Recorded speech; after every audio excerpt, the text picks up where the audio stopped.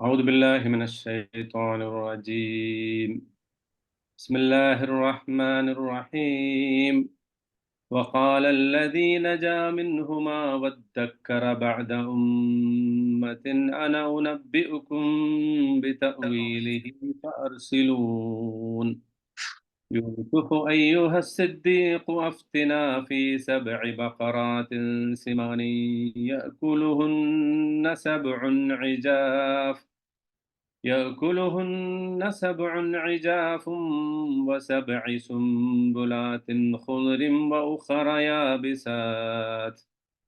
وأخر يابسات لعلي أرجع إلى الناس لعلهم يعلمون. قال تزرعون 7 سنين دأبا فما حصدتم فذروه في سنبله إلا قليلا مما تأكلون. ثم يأتي من بعد ذلك 7 شداد يأكلن ما قدمتم لهن إلا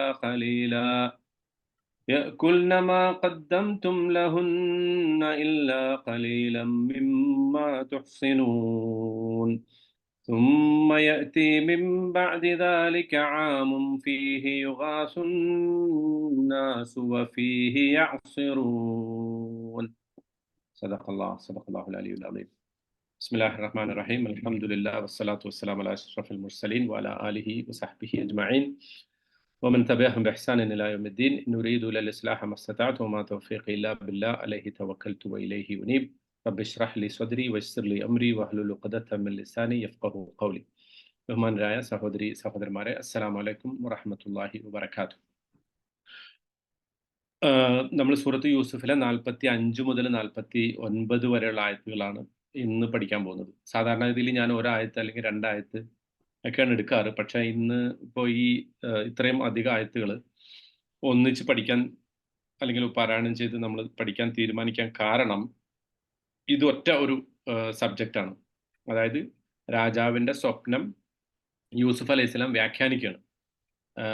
ഇവിടെ മുതൽ ഈ കഥയുടെ ഒരു ട്വിസ്റ്റാണ്, ഭയങ്കര ട്വിസ്റ്റാണ്. എന്ന് പറഞ്ഞാൽ ഇതുവരെ കഥയിൽ യൂസുഫ് അലൈഹിസ്സലാം ഒരു കഷ്ടപ്പാടിലൂടെ, ഒരു സഫറിങ്സിലൂടെ കടന്നു പോകുന്ന ആളാണ്. പക്ഷെ ഇവിടെ നിന്ന് അങ്ങോട്ട് ഈ കഥയുടെ, നമ്മൾ പറയുമല്ലോ, ഒരു ശുഭപര്യവസായി എന്ന് പറയുമല്ലോ, ഒരു നല്ല പര്യവസാനം, നല്ല കഥയുടെ ഒരു ടേണിംഗ് പോയിന്റ്, ഒരു ഹിസ്റ്റോറിക് ടേണിംഗ് പോയിന്റ് ആണ് ഈ കഥയുടെ. അതിൻ്റെ ഏറ്റവും പ്രധാനം ഈ സ്വപ്ന വ്യാഖ്യാനമാണ് രാജാവിൻ്റെ. അപ്പോൾ ഇവിടെ നമ്മൾ ആ സ്വപ്ന വ്യാഖ്യാനത്തെക്കുറിച്ച് പറയുന്നതിന് മുമ്പ് നമ്മൾ കഴിഞ്ഞ ക്ലാസ്സിൽ അത് സൂചിപ്പിച്ചെങ്കിലും അതിൻ്റെ ഒരു ചെറിയ പാർട്ട് നമ്മൾ ഇപ്പം മനസ്സിലാക്കുന്നത് നല്ലതാണ്. അത് ഇതിൻ്റെ ഈ കഥയുടെ ട്വിസ്റ്റിനെ ഏറ്റവും നന്നായിട്ട് മനസ്സിലാക്കാൻ നമുക്ക് സാധിക്കും. നിങ്ങളിൽ ചിലർക്കെങ്കിലും ഒരു ഇടയ്ക്കിടയ്ക്ക് ഒരു ചെറിയ ആശയക്കുഴപ്പമുണ്ടാവും, ഞാൻ ഇത്ര നീട്ടി പരത്തി എന്തിനാ ഇത് പറയണമെന്നുള്ളത്. ആരെയും പ്രത്യേകമായിട്ട് ഉദ്ദേശിച്ചിട്ടല്ല കേട്ടോ, മറിച്ച് ചിലർക്കെങ്കിലും ഇങ്ങനെ ഇത്ര അധികം ഒരായത്ത് 2 ആയത്തൊക്കെ ക്ലാസ് എടുക്കണം. പക്ഷെ അപ്പം ഞാൻ പറഞ്ഞു, എനിക്ക് ഈ സൂറത്ത് യൂസുഫിനോട് എനിക്ക് പ്രത്യേകിച്ച് പേഴ്സണലി ഒരു വലിയ അറ്റാച്ച്മെന്റ് ഉണ്ട്. അതിന്റെ കാരണം ഈ സൂറത്ത് നമ്മുടെ ജീവിതത്തിന് വേണ്ട ഒരുപാട് പാഠങ്ങൾ, ഇപ്പൊ നമ്മൾ ഇതുവരെ പഠിച്ച പാഠങ്ങൾ വെച്ച് നോക്കുമ്പോൾ നിങ്ങൾക്കത് ഫീൽ ചെയ്തിട്ടില്ലേ? നമ്മുടെ ഡെയിലി ലൈഫിൽ ഏത് ആളാവട്ടെ, എത്ര സന്തോഷകരമായ അവസ്ഥയിലൂടെ കടന്നു പോകുന്ന ആളാവട്ടെ, എത്ര ദുഃഖകരമായ അവസ്ഥയിലൂടെ കടന്നു പോകുന്ന ആളാവട്ടെ, അവർക്കൊക്കെ ഈ സൂറത്ത് യൂസുഫില് ഒരു പാഠമുണ്ട്. അതിൻ്റെ ഓരോ ആയത്തിലും പാഠമുണ്ട്. അപ്പോൾ അതുകൊണ്ട് കൂടിയാണ് ഇത് ഇത്ര ഡീപ്പായിട്ട് നമ്മൾ പഠിക്കാൻ തീരുമാനിച്ചത് കേട്ടോ. അപ്പോൾ അത്തരം ചിലപ്പോൾ ഞാൻ പറയുമ്പോൾ ആവർത്തിച്ച് പറയുന്നത് നിങ്ങൾക്ക് ഒരു പക്ഷേ ചിലർക്കെങ്കിലും അതൊരു ആവർത്തന വിരസതയായിട്ട് തോന്നുന്നുണ്ടെങ്കിൽ അത് ക്ഷമിക്കണം, ഓക്കെ. പക്ഷെ അതേസമയം ഇത് ഈ നമ്മുടെ ഈ പഠനത്തിന് സഹായകമാകും എന്നുള്ള നിലക്കാണ്. അപ്പോൾ പിന്നെ ഇതിന് റെക്കോർഡ് ചെയ്ത് ഞാൻ യൂട്യൂബിലൊക്കെ അപ്ലോഡ് ചെയ്യുന്നതിൻ്റെ കാരണം എനിക്ക് കുറേ യൂട്യൂബ് വ്യൂസ് കിട്ടാൻ വേണ്ടിയിട്ടല്ല, മറിച്ച് നിങ്ങൾക്ക് ഇടയ്ക്ക് വേണമെങ്കിൽ പോയിട്ട് റെഫർ ചെയ്യാലോ. എപ്പോഴും അത് അവിടെ കിടന്നോളൂല്ലോ. ഞാൻ മരിച്ചു പോയാലും എൻ്റെ കബറിലേക്കൊക്കെ ചിലപ്പോൾ ആരെങ്കിലുമൊക്കെ ഇത് കേട്ട് പിന്നെ പഠിച്ചാൽ എനിക്കൊരു അങ്ങനെ ഒരു പ്രതിഫലം കിട്ടുമല്ലോ. അല്ലാതെ എൻ്റെ യൂട്യൂബിന് സബ്സ്ക്രൈബേഴ്സ് ഉണ്ടാവണമെന്നോ അതിന് ആളുകൾ അത് കേൾക്കണമെന്നോ വായിക്കണമെന്നോ കൂടുതലായിട്ട് നിർബന്ധം ഉണ്ടായിട്ടില്ല. ആളുകൾ അത് കേൾക്കണം വായിക്കണമെന്ന് എനിക്കുണ്ട്. എന്തുകൊണ്ട്? പടച്ചവന്റെ കലാമ് പഠിക്കാൻ വേണ്ടിയിട്ട്, അള്ളാഹുവിന്റെ വചനം പഠിക്കാൻ വേണ്ടിയിട്ട് അത് ആളുകൾ സന്ദർശിക്കണം എന്ന് എനിക്ക് ആഗ്രഹമുണ്ട്. അല്ലാതെ പേഴ്സണലായിട്ട് എനിക്ക് യൂട്യൂബിൽ നിന്ന് വരുമാനം ഉണ്ടാക്കാൻ വേണ്ടിയിട്ട് ഞാനൊന്നും ചെയ്തിട്ടില്ല. ആരോടും ഞാൻ സബ്സ്ക്രൈബ് ചെയ്യാനും പറയാറില്ല, ഷെയർ ചെയ്യാനും പറയാറില്ല. ഓക്കെ, അതൊരു ഡിസ്ക്ലൈമർ ആയിട്ട് പറഞ്ഞു വെക്കണം. എനിവേ, ഈ ഞാൻ പറയണം എന്ന് ഉദ്ദേശിച്ച സംഗതി, മുമ്പത്തെ പാഠങ്ങളിൽ പറയണം എന്ന് ഉദ്ദേശിച്ച ഒരു സംഗതി, അതായത് നോക്കൂ, ഈ രാജാവ് സ്വപ്നത്തെ കുറിച്ച് പറഞ്ഞപ്പോ ആളുകളോട് പറഞ്ഞ എന്താ, ഇന്നി അറാ സബ്അ ബഖറാത്തിൻ സിമാനിൻ എന്നാ പറഞ്ഞത്. ഇന്നി അറ, ഞാൻ കാണുന്നു എന്നാ പറഞ്ഞത്. എന്നിട്ട് അവരോട് പറഞ്ഞ എന്താ, യാ അയ്യുഹൽ മലഉ അഫ്തൂനി ഫി റുയായ ഇൻ കുന്തും ലിറുയ തഅബുറൂൻ, അല്ലെ? അങ്ങനെ പറഞ്ഞത്. അതായത് ഞാൻ കാണുന്നു 7 പശുക്കളെ, 7 തടിച്ച പശുക്കളെ 7 മെലിഞ്ഞ പശുക്കൾ തിന്നുന്നതായിട്ട് കാണുന്നു. ആ കഥ, സ്വപ്നം നമുക്കറിയാം. ഞാൻ പറയാൻ ഉദ്ദേശിച്ച വാക്ക് അറ, കാണുന്നു എന്നാ പറഞ്ഞത്. പിന്നെ വീണ്ടും പറയുന്നത് അഫ്തൂനി ഫി റുയായ, എൻ്റെ ഈ സ്വപ്നത്തിന് നിങ്ങളൊരു ജഡ്ജ്മെന്റ് തരണം, ഫത്വ തരണം. ഇൻകുന്തും ലിറുയ തഅബുറൂൻ, നിങ്ങൾ സ്വപ്നത്തെ നന്നായിട്ട് വ്യാഖ്യാനിക്കുന്നവരാണെങ്കിൽ. എന്ന് പറഞ്ഞാൽ രാജാവ് സ്വപ്നത്തെ കുറിച്ച് പറയാൻ വേണ്ടി ഉപയോഗിച്ച പദം റുയ എന്നതുള്ളതാണ്. അത് അറ എന്ന പദത്തിൽ നിന്ന്, ഞാൻ കാണുന്നു, കണ്ടു, അറ ഞാൻ കാണുന്നു, റുയ കണ്ട സ്വപ്നം. അതിനെ തന്നെ റുയക്ക് തന്നെ വിഷൻ എന്ന അർത്ഥമുണ്ടെന്ന് നമ്മൾ പറഞ്ഞു. പക്ഷേ അദ്ദേഹത്തിന്റെ രാജസദസ്സിലെ ആളുകൾ പറഞ്ഞ എന്താ, അൽഗാസു അഹ്ലാം, ഇത് എന്താണ്, കുറെ ജംബിൾഡ് ഇമേജസ് ആണ്, അല്ലെ? ജംബിൾഡ് ഇമേജസ് ആണ്. അതായത് ഒരു പരസ്പര ബന്ധമില്ലാത്ത കുറെ ഇമേജുകളാണ് നിങ്ങൾ കണ്ടത്. അത് വെറും പാഴ് സ്വപ്നങ്ങളാണ്, നൈറ്റ് മയേഴ്സ് ആണത്, അല്ലെ? നമ്മൾ പറയല്ലേ പാഴ് സ്വപ്നം, പേടി സ്വപ്നം എന്നൊക്കെ. നമ്മളെ പേടിപ്പിക്കാൻ വേണ്ടി പലതരത്തിലുള്ള ഭീകര ജന്തുക്കളൊക്കെ വരുന്ന പോലത്തെ ഒരു സ്വപ്നമായിട്ടാണ് അവര് പറഞ്ഞത്. അതിലൊരു വളരെ പ്രധാനപ്പെട്ട തത്വമുണ്ട്. അതായത് രാജാവ് ഒരു ആ ഇമേജുകളെ, അതായത് 7 തടിച്ച പശുക്കളെ 7 മെലിഞ്ഞ പശുക്കൾ തിന്നുന്നു, 7 കതിർക്കുലകൾ, നല്ല പച്ച കതിർക്കുലകൾ, 7 ഉണങ്ങിയ കതിർക്കുലകൾ, ഇതിനെ എല്ലാറ്റിനെയും ഒറ്റ ഇമേജ് ആയിട്ടാണ് കണ്ടത്. അതുകൊണ്ടാണ് അദ്ദേഹം പറഞ്ഞത് ഞാൻ ഇതിനെ കാണുന്നു എന്ന് പറഞ്ഞത്, ഐ സീ സംതിങ് എന്ന് പറഞ്ഞത്. പക്ഷെ ഇവരതിനെ വ്യാഖ്യാനിച്ചത് ഇത് പരസ്പര ബന്ധമില്ലാത്ത ഇമേജുകളായിട്ടാണ്. രാജാവ് അതിനെ കണക്റ്റഡ് ഇമേജസ് ആയിട്ട് കണ്ടപ്പോൾ ഇവരതിനെ ജംബിൾഡ് ഇമേജസ് ആയിട്ട് കണ്ടു. ഒരിക്കലും കൂട്ടിമുട്ടാത്ത, ഒരിക്കലും പരസ്പരം ചേർത്ത് വ്യാഖ്യാനിക്കാൻ പറ്റാത്ത ഡിഫറെന്റ് തിങ്സ് ആയിട്ട് കണ്ടു. പക്ഷെ രാജാവ് ഒരൊറ്റ സ്വപ്നമായി കണ്ടു. അത് പിന്നെ മറ്റവർ പറഞ്ഞത്, രാജസദസ്സിലെ ആളുകൾ പറഞ്ഞത് സ്കാറ്റേഡ് ഐഡിയാസ്, നിങ്ങളുടെ തന്നെ മനസ്സിൽ തോന്നിയ ഭാവനകളുടെ ഒരു പിന്നെ അതാണ് അഹ്ലാം എന്ന് പറഞ്ഞതിന്റെ ഉദ്ദേശം. അതാണ് ഹുൽമ്, അഹ്ലാം എന്ന് പേരുണ്ട്, അല്ലെ? അഹ്ലാം അതൊരു പിന്നെ ഭാവനകൾ എന്നുള്ള അർത്ഥത്തിലാണ്. അതായത് ഒരു ഫാൻസി, ഇമാജിനേഷൻ. അപ്പൊ ഒരാളുടെ മനസ്സിൽ ഒരു സംഗതി തന്നെ ഇങ്ങനെ ഇമാജിൻ ചെയ്തുകൊണ്ടിരുന്ന അത് സ്വപ്നമായിട്ട് കാണും ചിലപ്പോഴൊക്കെ, അല്ലെ? നമ്മുടെ മനസ്സിൽ നമ്മൾ രാത്രി കിടക്കാൻ നേരത്തെ എന്താണോ ഏറ്റവും ഒരു പ്രസ്സിങ് തോട്ടായിട്ട്, അല്ലെങ്കിൽ ഒരു പ്രസ്സിങ് ഇമേജ് ആയിട്ട് ഉണ്ടായിരുന്നത്, അത് നമ്മൾ ചിലപ്പോൾ ഒരു സ്വപ്നമായിട്ട് കാണും. അപ്പോൾ ഇവര് വ്യാഖ്യാനിച്ചത് ഇതിനെ, ആ വ്യാഖ്യാനത്തിലും അങ്ങനെ പറഞ്ഞതിലും ഒരു രസമുണ്ടെന്ന് ഞാൻ പറഞ്ഞു, ഒരു കൗതുകമുണ്ട്. എന്താ, രാജാവ് ഒരു സ്വപ്നം സീരിയസ് ആയിട്ട് പറഞ്ഞപ്പോൾ അവര് പറഞ്ഞത് ഞങ്ങൾക്ക് ഈ സ്വപ്നം വ്യാഖ്യാനം അറിഞ്ഞൂടാ എന്നല്ല പറഞ്ഞത്, മറിച്ച് ഞങ്ങൾ ഇങ്ങനത്തെ അഹ്ലാമിനെ വ്യാഖ്യാനിക്കുന്നവരല്ല. രാജാവ് ഞാൻ റുയ കണ്ടു എന്ന് പറഞ്ഞു, സ്വപ്നം കണ്ടു എന്ന് പറഞ്ഞു. പക്ഷെ ഇവര് പറഞ്ഞത് ഞങ്ങൾ അഹ്ലാമിനെ വ്യാഖ്യാനിക്കുന്നവരല്ല. എന്ന് പറഞ്ഞാൽ ഈ ടേൺ ദ ടേബിൾ എന്ന് പറയും, അല്ലെ? നമ്മളോട് ഒരാൾ ഒരു ചോദ്യം ചോദിക്കുമ്പോൾ ആ ചോദ്യത്തിന്റെ ഉത്തരം എനിക്ക് അറിയില്ല എന്ന് പറയുന്നതിന് പകരം നിങ്ങളുടെ ചോദ്യം തെറ്റാണ് എന്ന് പറഞ്ഞാൽ ആര് വിഡ്ഢിയായി? ചോദിച്ച ആള് വിഡ്ഢിയായി. എനിക്ക് ആ ചോദ്യത്തിന്റെ ഉത്തരം അറിഞ്ഞൂടാന്ന് പറഞ്ഞ ഞാനാണ് വിഡ്ഢി, അല്ലെ? വിഡ്ഢി മീൻസ് ഇഗ്നോറന്റ്, എനിക്കാണ് അറിയാത്ത ആള്. പക്ഷെ ആ ടേബിൾ തിരിച്ചിട്ട് കഴിഞ്ഞാൽ അയാള് വിഡ്ഢിയായി. അപ്പൊ പ്രാക്ടിക്കലി ഇവർ ചെയ്തത് എന്താ, ഇഫക്റ്റീവ്ലി ഇവർ ചെയ്തത് എന്താ? ഈ രാജസദസ്സിലെ ആളുകൾ ചെയ്തത് രാജാവിന് ചോദ്യമാണ് തെറ്റ്, അല്ലെങ്കിൽ ആ സ്വപ്നമാണ് തെറ്റ് എന്ന് അവർ വരുത്തി തീർത്തു. ഇത് വളരെ പ്രധാനപ്പെട്ട ഒരു സംഗതിയാണ് കേട്ടോ. അതായത് ചിലപ്പോഴൊക്കെ നമ്മുടെ ജീവിതത്തിൽ അങ്ങനെ സംഭവിക്കും. അതായത് നമ്മൾ ഒരു കാര്യത്തെ വളരെ സീരിയസ് ആയിട്ട് ഒരാൾ അപ്രോച്ച് ചെയ്യുമ്പോൾ അയാൾ എന്ത് ചെയ്യും, നമ്മളുടെ സീരിയസ്നെസ് അവരതിൽ കാണൂല. അവരതിനെ ഒരു സ്റ്റുപ്പിഡ് ഐഡിയ ആക്കിയിട്ട്, അല്ലെങ്കിൽ ഒരു മോശം ചോദ്യമായിട്ട് അവരെ അപ്രോച്ച് ചെയ്ത് തന്നെ തെറ്റായിട്ട് പറയും. പക്ഷെ അതിൽ ബേജാറാവേണ്ടതില്ല, അതിൽ വറി ആവേണ്ടതില്ല. അതിൽ there is something very serious എന്ന് നമുക്ക് പിന്നെ ഈ കഥ പുരോഗമിക്കുമ്പോൾ മനസ്സിലാകുന്നുണ്ട്. ഓക്കെ, ഇനി നമ്മുടെ ഈ ആയത്തുകളിലേക്ക് വരാം. വഖാലല്ലദീ നജാ മിൻഹുമ, ആ 2 ആളുകളിൽ രക്ഷപ്പെട്ട ആള് പറഞ്ഞു. നജ എന്ന് പറഞ്ഞാൽ രക്ഷപ്പെട്ടു, നജാത്ത്, സക്സസ് അല്ലെ, വിജയം. നജാഹ് എന്നും പറയും. നജാഹ്, നജാത്തൊക്കെ ഒരേ അർത്ഥമാണ്. രക്ഷപ്പെട്ടത്, സക്സസ് ആയത്, സക്സസ്ഫുൾ ആയത്. നാജിൻ, നാജിൻ എന്നതും പേരുള്ളതാണ്, നാജിയ എന്നൊക്കെ. ആ പേരിന്റെ അർത്ഥം എന്താണ്? വിജയിച്ചവൾ. നത്തീജ എന്ന് പറയൂലേ? അല്ല, നത്തീജ വേറെയാണ്. നത്തീജ ഉൽപ്പാദിപ്പിച്ചു എന്നുള്ള പദത്തിൽ നിന്നാണ് നത്തീജ.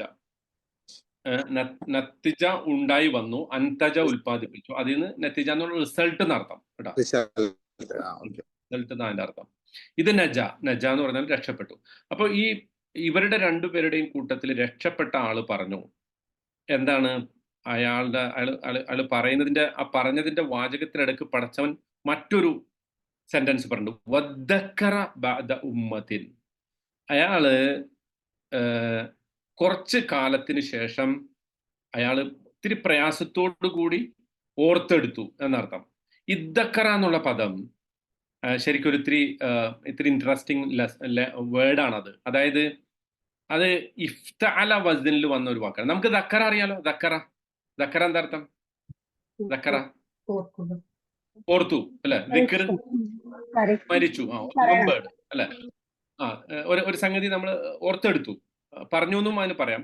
ഉദ്കുർ റബ്ബക, നിന്റെ റബ്ബിനെ ഓർക്കുക എന്നൊക്കെ പറയുന്നുണ്ടല്ലോ. അതിന്റെ ഇഫ്തഅല വസ്നുണ്ട്. ഇഫ്തഅല എന്ന് പറഞ്ഞാല് ഒരല്പം പിന്നെ പ്രയാസത്തോടു കൂടി അല്ലെങ്കിൽ ഒരല്പം സ്ട്രഗിൾ ചെയ്തിട്ട് ഓർത്തെടുക്കുക. അപ്പൊ ശരിക്കും വരേണ്ടത് ഇത്തക്കറ എന്നാണ് ശരിക്കും വരേണ്ടത്. ഇഫ്തഅല വസ്നാവുമ്പോ അതായത് ഫഅല എന്നുള്ളത് ഇഫ്തഅല, അങ്ങനെ കേട്ടല്ലേ, ഇഫ്തഅല. അപ്പൊ ദക്കറയുടെ ഇഫ്തഅല വസ്ൻ ഇദ്ദക്കറ എന്നാണ് പറയുന്നത്. പക്ഷെ അത് ഉച്ചരിക്കാൻ നമുക്ക് തന്നെ നോക്കൂ, അത് ഉച്ചരിക്കാൻ പ്രയാസമുണ്ട്. അങ്ങനെ പ്രയാസമുള്ള ഘട്ടത്തില് ആ ദാലും തായും കൂടി ഒറ്റ അക്ഷരാക്കി മാറ്റും, ഒരു ഫ്യൂഷൻ. അതിന് അറബിയിൽ ഇദ്ഗാം എന്നാ പറയാം. തജ്വീദിന്റെ ഇദ്ഗാം അല്ല, മറിച്ച് ഗ്രാമറിൽ ഒരു ഇദ്ഗാം ഉണ്ട്. എന്ന് പറഞ്ഞാൽ ആ ദാലും തായും കൂടി ചേർത്തിട്ട് ഒറ്റ അക്ഷരമായിട്ട് പറയും, ഇദ്ദക്കറ എന്ന് പറയും. ഇദ്ദക്കറ എന്നുള്ളതും ഉച്ചരിക്കാൻ ഒത്തിരി പ്രയാസമാണ്. ആ പ്രയാസത്തെ ഒന്നുകൂടി ലഘൂകരിക്കാൻ ആ ദാലിനെ ദാലാക്കി മാറ്റും, ഇദ്ദക്കറ. ക്ലിയർ ആയോ? പദം വന്ന വഴിയാണ് ഞാൻ പറയുന്നത് കേട്ടാ. Yes, okay. ഇദ്ദക്കറ ഇഫ്തഅല വസ്നാണ്. ഇഫ്തഅല വസ്നാണ്. അങ്ങനെ വരുമ്പോൾ ഇത്തക്കറ എന്നാണ് വരിക, ഇത്തക്കറ എന്നാ വരിക. പക്ഷെ ഉച്ചരിക്കാൻ നമുക്ക് തന്നെ പ്രയാസമുള്ളതുകൊണ്ട് അതിനെ ദാലാക്കി മാറ്റി, എന്നിട്ട് ആ ദാലിനെ വീണ്ടും ദാലാക്കി മാറ്റി. ഓക്കെ, അപ്പൊ അർത്ഥം വരെ എന്താ? അയാള് കുറേ കാലം മറന്നിരുന്നു, പക്ഷെ പെട്ടെന്ന് ഓർത്തു. നമുക്ക് അങ്ങനെ സംഭവിക്കാലോ. അതായത് ഒരു കാര്യം, അതിനാണ് ആ വസ്ൻ ഉപയോഗിക്കുക. മനസ്സിലായോ? ഇപ്പോ ഇവിടെ ഈ കേസിൽ നോക്കൂ, ഈ കേസ് തന്നെ നമുക്ക് എക്സാമ്പിൾ ആയിട്ട് എടുക്കാം. ജയിലിൽ നിന്ന് രക്ഷപ്പെട്ടു പോകുമ്പോൾ അയാളോട് യൂസുഫ് അലൈഹി സ്വലാം പറഞ്ഞ എന്താ പറഞ്ഞ? അറബി പറയൂ. ജയിലിൽ നിന്ന് രക്ഷപ്പെട്ടു പോകുമ്പോ ഇയാളോട് യൂസുഫ് അലൈഹി സ്വലാം എന്താ പറഞ്ഞത്? ആർക്കെങ്കിലും അറിയുന്നുണ്ടോ? അറബി പറ, ഖുർആൻ നോക്കിക്കോ.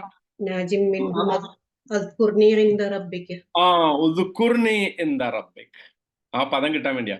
ഉദ്കുർനി ഇന്ദ റബ്ബിക്. നിന്റെ ലോഡിന്റെ അടുത്ത്, നിന്റെ യജമാനന്റെ അടുത്ത്, നിന്റെ മാസ്റ്ററിന്റെ അടുത്ത് എന്നെ കുറിച്ച് ഓർമ്മപ്പെടുത്തണം. ഇയാൾ ഇതുവരെ ഓർമ്മപ്പെടുത്തിയോ? ഇതുവരെ ഓർമ്മപ്പെടുത്തിയിട്ടില്ല. അയാൾ കൺവീനിയന്റ്ലി അത് മറന്നുപോയി. പിശാച് അയാളെ മറപ്പിച്ചു, ശരിയാണ്. പക്ഷെ ഇയാൾക്ക് ഓർക്കാലോ. അതായത് നമ്മുടെ ജീവിതത്തില് വളരെ ക്രിട്ടിക്കൽ ആയിട്ടുള്ള ഒരു മൊമെന്റിൽ നമ്മളെ സഹായിച്ച ഒരാളെ നമ്മൾ ഓർക്കോ ഇല്ലേ?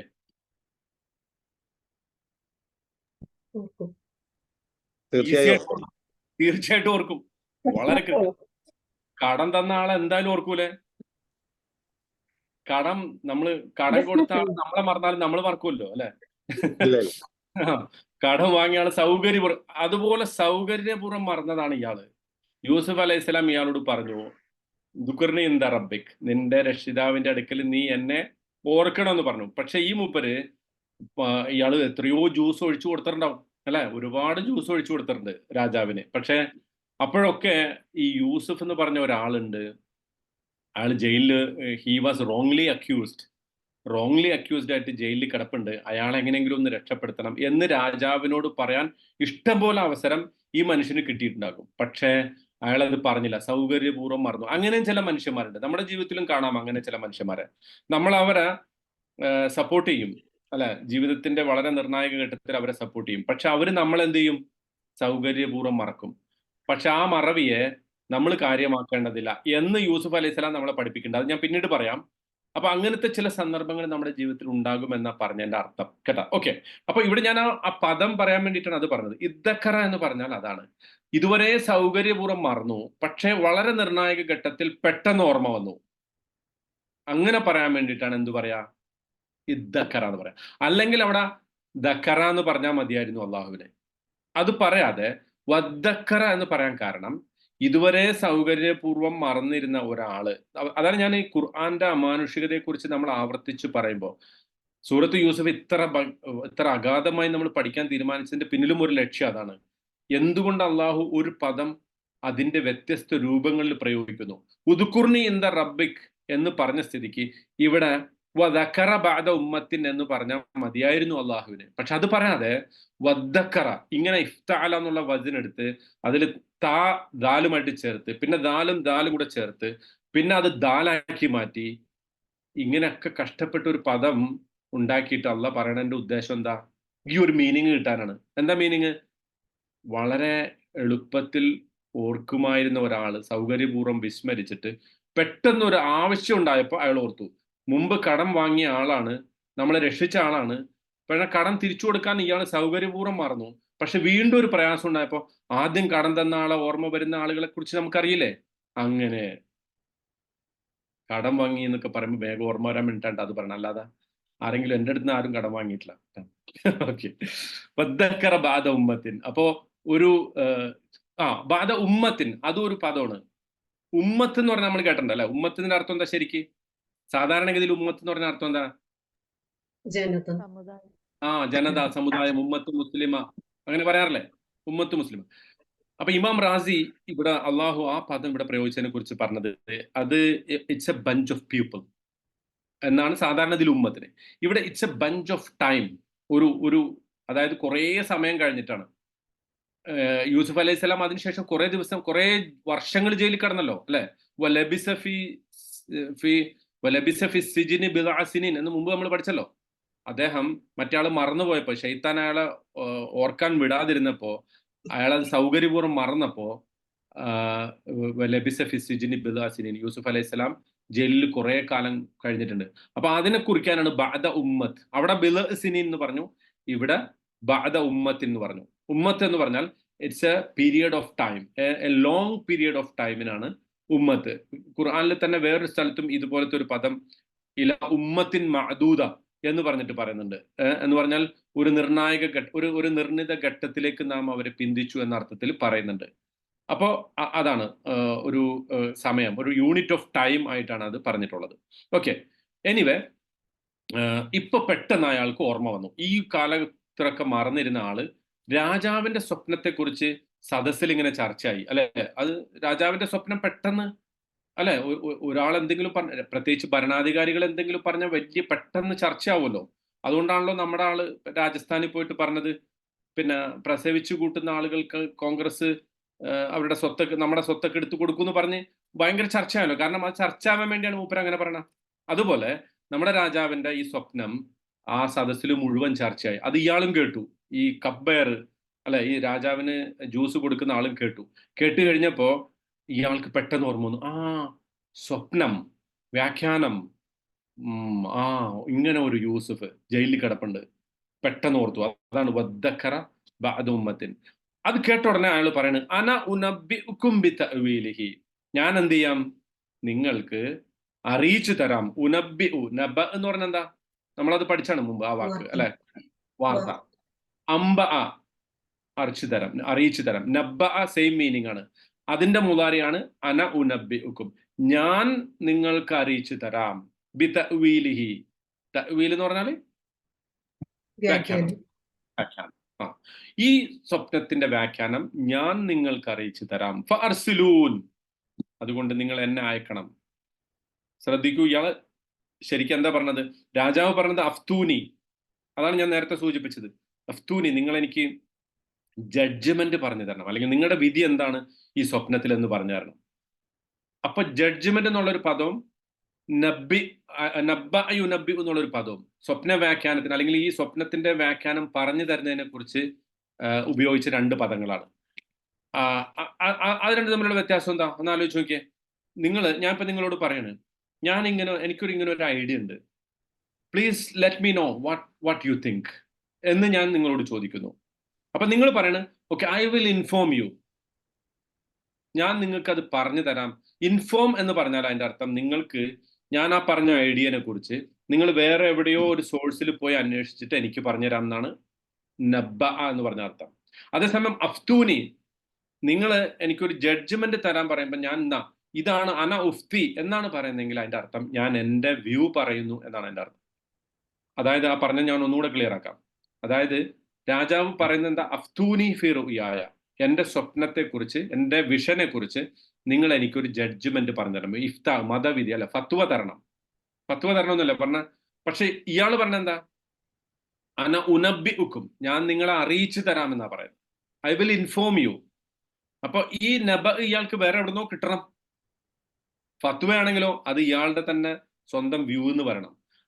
അതിന്റെ അർത്ഥം ഇയാൾ പറയുന്നത് ഞാൻ യൂസുഫിനെ കുറിച്ച് ഓർത്തു, പക്ഷെ അതൊന്നും ഈ ആളുകളോട് ഇയാൾ പറയുന്നില്ല, മറിച്ച് ഇവരോട് പറയുന്നത് എനിക്ക് ഈ സ്വപ്നത്തെ കുറിച്ചുള്ള വിവരം വേറെ ഒരു സോഴ്സിൽ നിന്ന് ലഭിക്കാനുണ്ട്, അതുകൊണ്ട് എന്നെ നിങ്ങൾ അങ്ങോട്ട് അയക്കൂ, എനിക്ക് കുറച്ച് ഗ്യാപ്പ് തരൂ, ഞാൻ അത് പോയിട്ട് കണ്ടെത്തി പറഞ്ഞു തരാം. പക്ഷെ അവിടെയും അയാൾ യൂസുഫ് അലൈഹി സ്വലാമയുടെ അടുത്തു നിന്നാണ് ഞാനിത് പഠിച്ചിട്ട് പറയുന്നത് എന്ന് പറയുന്നില്ല, മറിച്ച് അയാൾ പറയണ എന്താ, ഞാൻ അന ഉനബി ഉക്കും, ഞാൻ അന ഉനബി ഉക്കും, I will inform you. 2 times, 2 പ്രാവശ്യം അന എന്ന് പറയുന്നുണ്ട് അല്ലെ.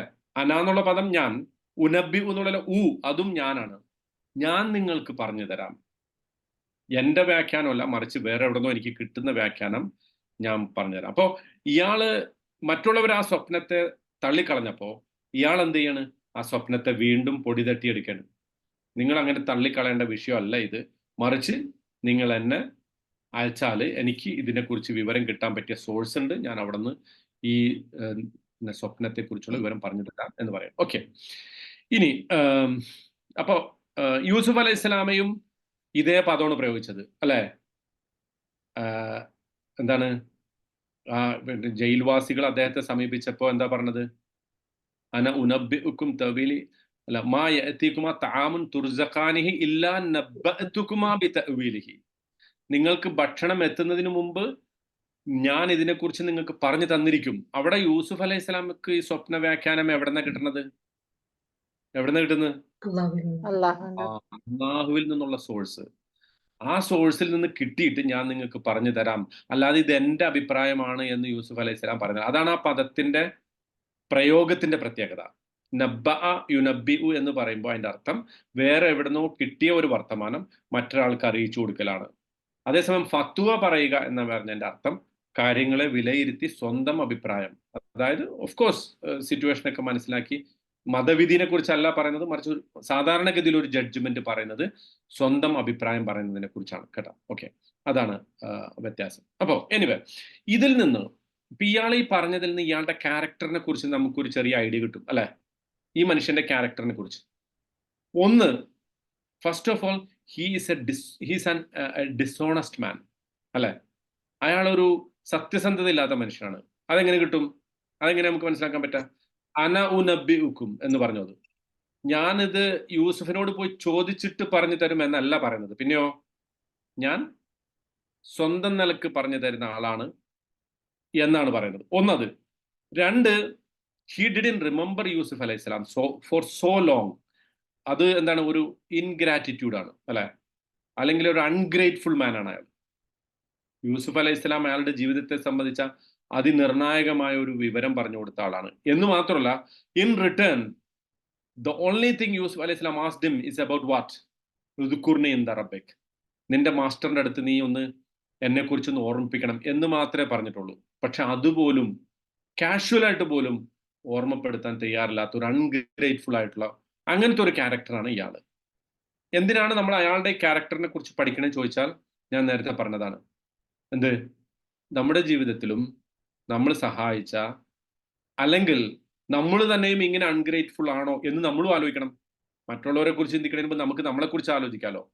നമ്മളോട് നമുക്ക് സഹായം ചെയ്തു തന്ന ഒരാളോട് നമ്മൾ ഇങ്ങനെ നന്ദികേട് കാണിക്കാറുണ്ടോ? മനുഷ്യന്മാരാകട്ടെ അള്ളാഹു ആകട്ടെ, അതും നമ്മൾ ചിന്തിക്കേണ്ട വിഷയമാണ്.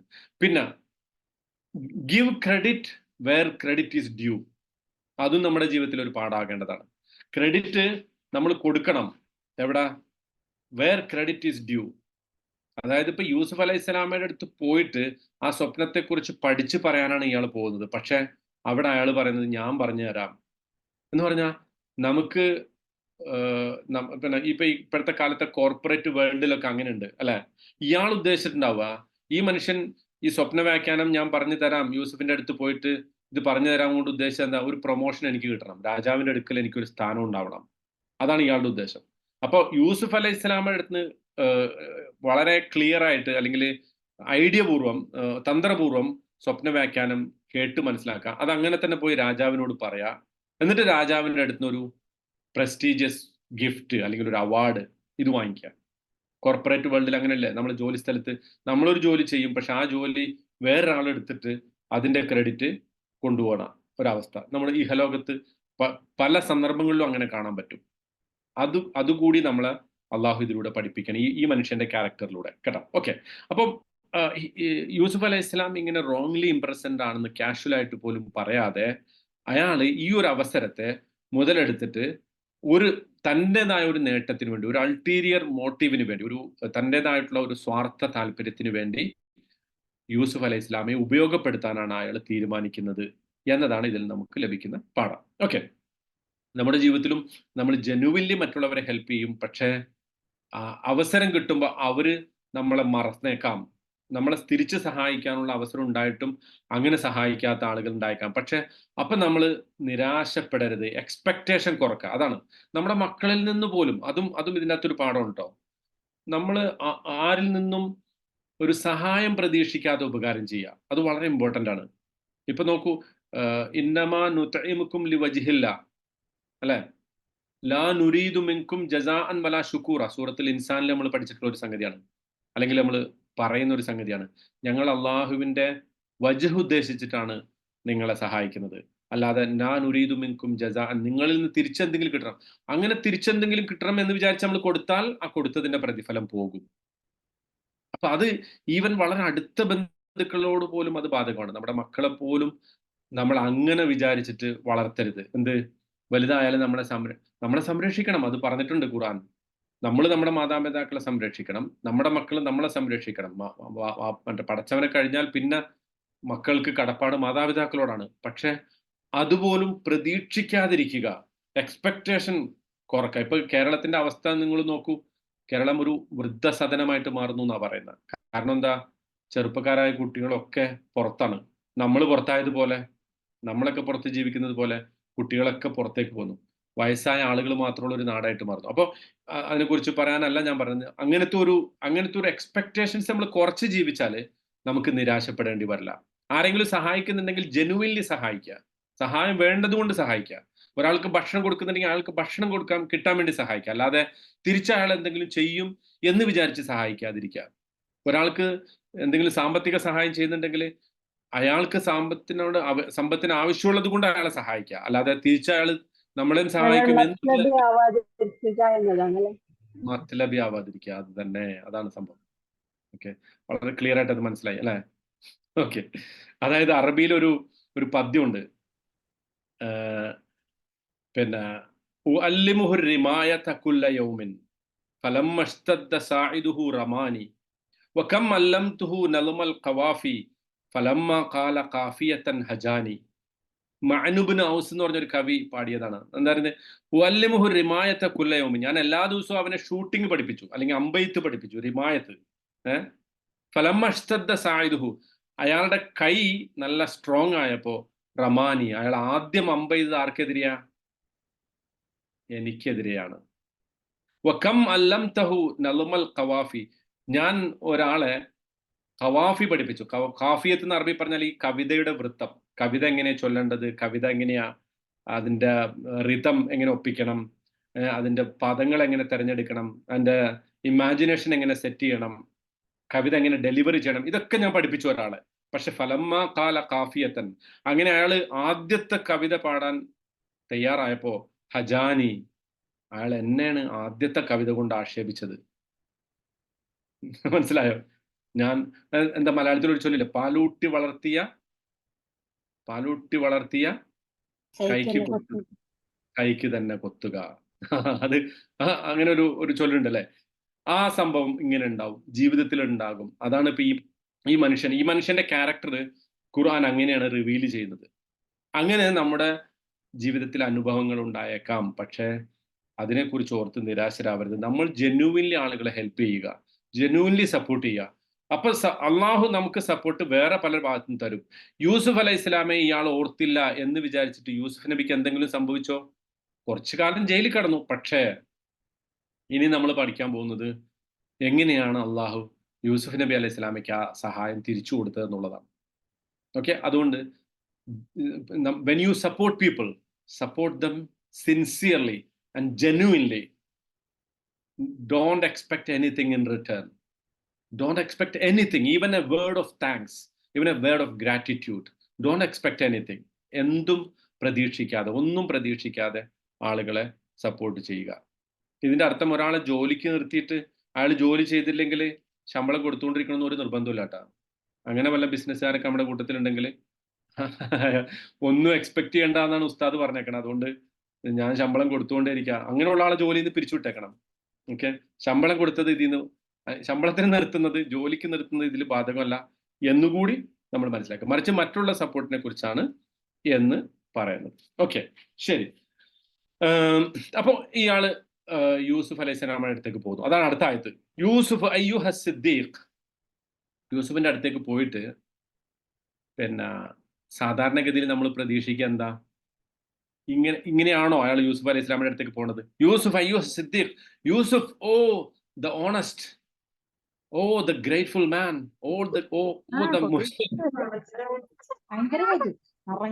യൂസുഫ് അലൈഹി സ്വലാമയുണ്ട്. മ്യൂട്ട് ചെയ്തിട്ടുണ്ട്. യൂസുഫ് അലൈഹി സ്വലാമയുടെ അഭിസംബോധന അയ്യുഹ സിദ്ദീഖ്. സിദ്ദീഖ് എന്ന് പറഞ്ഞാൽ എന്താ? സിദ്ദീഖ് എന്നുള്ള പദത്തിനാണ് സിദ്ദീഖ്, ഓണസ്റ്റ് അല്ലെ, ട്രൂത്ത്ഫുൾ എന്നൊക്കെ അർത്ഥം. വളരെ സത്യസന്ധനായിട്ടുള്ള യൂസുഫ്. ശരിക്കും ഇയാൾ യൂസുഫ് അലൈഹി സ്വലാമയുടെ അടുത്തേക്ക് പോകേണ്ടത് എങ്ങനെയാ? O Yusuf, sorry, I forgot you, but in case I remember, I can still remind about you in front of my master എന്നൊക്കെ പറഞ്ഞിട്ടല്ലേ പോകേണ്ടത്. പക്ഷെ ഇയാള് വെറും മത്ലബിയാണ്. നേരത്തെ പറഞ്ഞ പോലെ വെറും മത്ലബിയാണ്. മൂപ്പരെന്താ ചെയ്യുന്നത്? യൂസുഫ് അയ്യുഹ സിദ്ദീഖ്. ആകപ്പാടെ യൂസുഫിനെ അഭിസംബോധന ചെയ്ത് പറയുന്നത് ഓ ദ ട്രൂത്ത്ഫുൾ യൂസുഫ്. ഇതിനു മുമ്പ് യൂസുഫിനെ കുറിച്ച് ഇവരുടെ അഭിപ്രായം എന്തായിരുന്നു? ഇന്നാ നറാക മിനൽ മുഹ്സിനീൻ അല്ലെ. ആ ജയിലിൽ വെച്ച് സ്വപ്നത്തിന്റെ വ്യാഖ്യാനം പറഞ്ഞുതരാൻ പറഞ്ഞപ്പോൾ താങ്കളെ ഞാൻ മുഹ്സിനുകളുടെ കൂട്ടത്തിൽ കാണുന്നു അല്ലെ, നല്ല സുഹൃതവാനായിട്ട് കാണുന്നു. അപ്പോ ആ ഒരു മെന്റാലിറ്റിയിലാണ് ഈ സിദ്ദീഖ് എന്നുള്ള വീണ്ടും രണ്ടാമതൊരു റെഫറൻസ് ഇയാൾ പറയുന്നത്. ഓക്കെ, യൂസുഫ് അലൈഹി സ്വലാമിന്റെ അടുത്ത് മറ്റൊരു സംഭാഷണത്തിന് നിൽക്കാതെ, താൻ ഇതുവരെ മറന്നതിനെ കുറിച്ച് ഒരു അപ്പോളജി കൊടുക്കാതെ, അല്ലെങ്കിൽ അതിന് വേണ്ടിയിട്ടൊരു മാപ്പ് അപേക്ഷിക്കാതെ നേരിട്ട് വിഷയത്തിലേക്ക് കിടക്കണം. എന്താ ചോദിക്കുന്നത്? അഫ്തിന Yusuf, please give us a judgement ഫീ സബ്ഇ ബഖറാത്തിൻ സിമാൻ. 7 തടിച്ച പശുക്കള്, യക്കുലുഹുന്ന സബ്ഉ നിജാഫ്. ആ 7 തടിച്ച പശുക്കളെ 7 മെലിഞ്ഞ പശുക്കൾ തിന്നുന്നു. വസബ്ഇ സുംബുലാത്തിൻ ഖുദറിൻ, 7 പച്ച കതിർക്കുലകൾ. വ ഉഖറ യാബിസാത്ത്, മറ്റ് 7 ഉണങ്ങിയ കതിർക്കുലകൾ. ലഅല്ലി അർജിഉ ഇലന്നാസ്, ഞാൻ എന്ത് ചെയ്യാം? ജനങ്ങളുടെ അടുത്തേക്ക് മടങ്ങിപ്പോകട്ടെ. ലഅല്ലഹും യഅലമൂൻ, അവര് ഇതിന്റെ വ്യാഖ്യാനം അറിയട്ടെ. അപ്പോ നേരെ വന്നിട്ട് യൂസുഫിനെ അയ്യുഹ സിദ്ദീഖ് എന്ന് അഭിസംബോധന ചെയ്തിട്ട് ഇയാള് നേരിട്ട് വിഷയത്തിലേക്ക് കിടക്കണം. There is no small talk, there is no എന്താ പറയാ, ഒരു കോൺവെർസേഷൻ, അങ്ങനെയൊന്നുമില്ല. ഒരു ഫോർമാലിറ്റിയോ അല്ലെങ്കിൽ ഒരു ഫ്രണ്ട്ലി ടോക്കോ ഇതൊന്നുമില്ലാതെ നേരിട്ട് വിഷയത്തിലേക്ക് കിടക്കുകയാണ്. അതും അയാളുടെ ഒരു ക്യാരക്ടറിനെ കുറിക്കുന്ന ഒരു സംഗതിയാണ്. അയാൾ വെറും പ്യുവർലി ഒരു അൾട്ടീരിയർ മോട്ടീവ്, ഒരു വെറും മത്ലബിയാണ്. അയാൾക്ക് വെറും താല്പര്യം മാത്രമേ ഉള്ളൂ എന്ന സംഗതി ആണ്. ഇനി യൂസുഫ് അലൈഹി സ്വലാമയോ, യൂസുഫ് അലൈഹി സ്വലാമയും അയാളോട് തിരിച്ചൊന്നും പറഞ്ഞില്ല. അത് നമുക്ക് അടുത്ത ആയത്തിൽ പറയാൻ പറ്റും. അപ്പോൾ ഇവിടെ ഇയാൾ പറയുന്ന അഫ്തിന, ഞങ്ങൾക്ക് പിന്നെ അഫ്തിനി എന്നല്ല പറയുന്നത്, മറിച്ച് അഫ്തിന. അത് പറഞ്ഞതും അയാളുടെ ഒരു മോട്ടീവ് കുറിക്കുന്നുണ്ട്. അതായത് എനിക്ക് എൻ്റെ ഒരു സ്വപ്നമല്ല ഇത്, ഇത് ഞങ്ങളുടെ ഒരു കോമൺ സ്വപ്നമാണ്. അപ്പൊ പോലും ഇത് രാജാവിന്റെ സ്വപ്നമാണെന്നോ ഇത് അവിടെ ചർച്ചാ വിഷയമായിട്ടുണ്ടെന്നോ ഒന്നും ഇയാൾ പറയുന്നില്ല. മറിച്ച് ഇങ്ങനെ ഒരു സ്വപ്നമുണ്ട് എന്നാണ്. 7 തടിച്ച പശുക്കൾ, 7 മെലിഞ്ഞ പശുക്കൾ അതിനെ തിന്നുന്നു, 7 പച്ച കതിർക്കുലകൾ, 7 ഉണങ്ങിയ കതിർക്കുലകൾ, ഇങ്ങനെയൊക്കെ അവിടെ ഉണ്ട്. ഇതിനെക്കുറിച്ചൊരു വ്യാഖ്യാനം പറഞ്ഞു തരൂ യൂസുഫ് എന്ന് പറയുന്നു. എന്നിട്ട് പറയുന്നു ഇതൊരു കോമൺ ഇഷ്യൂ ആണ് നമ്മുടെ നാട്ടില്.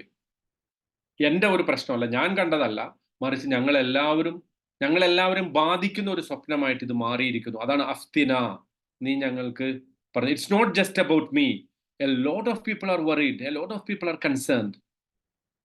അപ്പോ അതോടുകൂടി യൂസുഫ് അലൈഹി ഇസ്ലാമിക്കും ആ സ്വപ്നത്തിന്റെ വ്യാഖ്യാനം മനസ്സിലായതോടുകൂടി യൂസുഫ് അലൈഹി ഇസ്ലാമിക്കും ഈ പ്രശ്നത്തിന്റെ സീരിയസ്നെസ്, ഗൗരവം പിടികിട്ടി കേട്ടാ.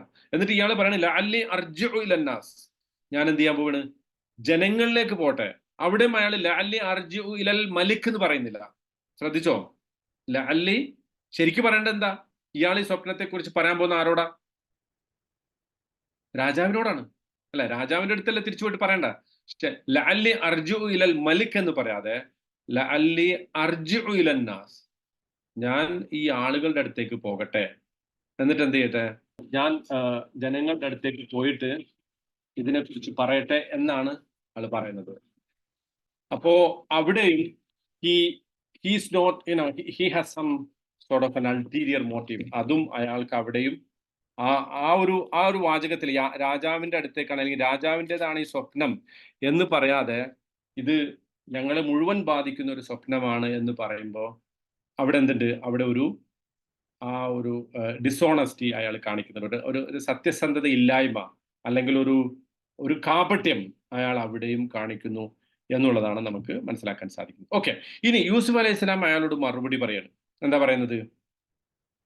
യൂസുഫ് അലൈഹി സ്വലാമയ്ക്ക് മനസ്സിലായി ഇതൊരു നാഷണൽ എമർജൻസിയാണ്. കാരണം ഈ സ്വപ്നത്തെക്കുറിച്ച് കേട്ട ഉടനെ, ഈ സ്വപ്നം ഇങ്ങനെയാണ്, 7 തടിച്ച പശുക്കളെ 7 മെലിഞ്ഞ പശുക്കൾ തിന്നുന്നു, 7 പച്ച കതിർക്കുലകൾ, 7 ഉണങ്ങിയ കതിർക്കുലകൾ, ഇത് കേട്ടതോടുകൂടി യൂസുഫ് അലൈഹി ഇസ്ലാമിക്ക് മനസ്സിലായി ഇത് രാജ്യത്തെ ബാധിക്കുന്ന വളരെ ഗൗരവപ്പെട്ട ഒരു ഇഷ്യൂ ആണ്. അപ്പോ എന്തു വേണം, ഞാൻ നേരിട്ട് ഇതിന്റെ വ്യാഖ്യാനം പറയണം. പഴയതുപോലെ ഞാൻ വ്യാഖ്യാനം വൈകിക്കാൻ പാടില്ല. പണ്ടെന്താ ചെയ്തത്? ജയിലിൽ വെച്ച് എന്താ ചെയ്തത്? യൂസുഫ് അലൈഹി ഇസ്ലാം എന്താ ചെയ്ത? നിങ്ങൾ എന്നോടൊപ്പം ഉണ്ടോ നോക്കട്ടെ. ജയിലിൽ വെച്ച് എന്താ ചെയ്ത? സ്വപ്നം പറഞ്ഞോടുകൂടി ഭക്ഷണം വരുന്നതിന് മുന്നേ ഞാൻ വ്യാഖ്യാനിച്ചു. ഭക്ഷണം വരുന്നവരെ കാത്തിരിക്കാൻ പറഞ്ഞു. എന്ന് മാത്രമല്ല, സ്വപ്നം വ്യാഖ്യാനം പറയുന്നതിന് മുമ്പ് എന്താ പറഞ്ഞത്? ഒരു ലെക്ചർ കൊടുത്തില്ലേ? ഒരു ലെക്ചർ കൊടുത്തില്ലേ? എന്താ പറഞ്ഞ? എന്തൊക്കെയാ പറഞ്ഞ? പറ, ഞാൻ ഓർക്കണല്ല. ഇന്നി തറക്തു മില്ലത ഖൗമിൻ ലാ യുഅ്മിനൂന ബില്ലാഹി വഹും ബിൽ ആഖിറതി ഹും കാഫിറൂൻ വത്തബഅതു മില്ലത ആബാഇ ഇബ്രാഹീമ വഇസ്ഹാഖ വയാഖൂബ. അല്ലേ? ഇതൊക്കെ പറഞ്ഞില്ലേ? യാ സാഹിബൈ സിജ്നി അർബാബുൻ മുതഫർരിഖൂന ഖൈറുൻ അമില്ലാഹുൽ വാഹിദുൽ ഖഹാർ വമാ തഅബുദൂന മിൻ ദൂനിഹി ഇല്ലാ അസ്മാഅൻ സമ്മൈതുമൂഹാ അൻതും വആബാഉകും ഇനിൽ ഹുക്മു ഇല്ലാ ലില്ലാഹ് അമറ അല്ലാ തഅബുദു ഇല്ലാ ഇയ്യാ. അല്ലേ? ഇതൊക്കെ പറഞ്ഞു എന്ന് പറഞ്ഞ ഒരു നീണ്ട ലെക്ചർ കൊടുത്തു. എന്നിട്ടാണ് വ്യാഖ്യാനം പറഞ്ഞത്. പക്ഷെ ഇവിടെയോ, ഇവിടെ ഇയാൾ വന്നിട്ട് 7 തടിച്ച പശുക്കളെയും 7 മെലിഞ്ഞ പശുക്കളെയും 7 കതിർക്കുലകളും കണ്ടെന്ന് പറഞ്ഞപ്പോ ഉടനെ അദ്ദേഹം വ്യാഖ്യാനം പറഞ്ഞു. ഖാല തസ്റഊന സബ്അ സിനീന ദഅബൻ ഫമാ ഹസത്തും ഫദറൂഹു ഫീ സുംബുലിഹി ഇല്ലാ ഖലീലൻ മിമ്മാ തഅകുലൂൻ. നേരിട്ട് വ്യാഖ്യാനത്തിലേക്ക് കടക്കുകയാണ്. കാരണം ഒരു ലെസൺ ഉണ്ട്, വളരെ ഇമ്പോർട്ടന്റ് ആയിട്ടുള്ള ഒരു ലെസൺ ഉണ്ട് അവിടെ. അദ്ദേഹം യൂസുഫ് അലൈഹി സ്വലാം മനസ്സിലാക്കുന്നു, this is A very grave situation. This is a serious situation. It concerns all the country, all the people, not only in Misr, but wherever, Canaan, Palestine, Sham, എല്ലായിടത്തും. അന്ന് നിലവിലുള്ള മുഴുവൻ മനുഷ്യരെയും ബാധിക്കാൻ പോകുന്ന ഒരു വലിയ ക്ഷാമം, ഒരു ഫാമിൻ അത് വരാനിരിക്കുന്നു. അതുകൊണ്ട് ഞാൻ ഇവിടെ ദഅവത്തൊന്നും പറയണ്ട, പടച്ചോനെ കുറിച്ചും പറയണ്ട, അള്ളാഹിനെ കുറിച്ച് പറയണ്ട, മറ്റ് അവർ ആരാധിക്കുന്ന ദൈവങ്ങളെ കുറിച്ച് പറയണ്ട, ഒന്നും പറയണ്ട. I am going to tell you what is the solution.